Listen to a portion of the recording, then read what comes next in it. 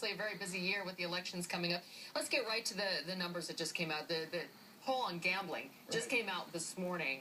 Let's take a look at the numbers on our screen right now. Tell me what your thoughts are on these, what this says about where the state stands now on gambling. It's basically a statistical dead heat. Among likely voters, it's a no. The no's have an advantage of 2 points, which is within the margin of error, and it's a dead heat among registered voters. So this looks like it's going to go down to the wire, basically, on whether the state approves expanded gambling. And, of course, this would add table games like craps and roulette and blackjack, in addition to the video slots and video games that they have now, live table games in addition to the videos, and also a sixth casino in Prince George's County, in addition to the 5 that are already authorized. I think what's really interesting about these results is, 4 years ago, the state voted to have gambling in the first place, to allow gambling in the first place, just video in 5 casinos, and it passed overwhelmingly. It got 58% of the vote. What's different this time? Well, that's the big question. What's different this time? And I think that there's a number of factors. I think some people just think enough already. I think some people are really disgusted with all the ads.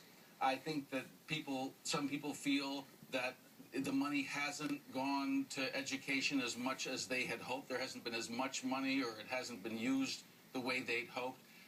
But I think a really big factor in this is that a casino company is basically paying tens of millions of dollars to stop this expansion of gambling, because it owns the big casino in West Virginia, and it's funding a huge campaign to stop this, basically just to protect its interest in that West Virginia casino. It doesn't want the competition. It's really hitting that education issue hard. And it's saying, look, it's not guaranteed that the money will go to education. The way this works is the money does go in to all the money from the state goes into an education trust fund.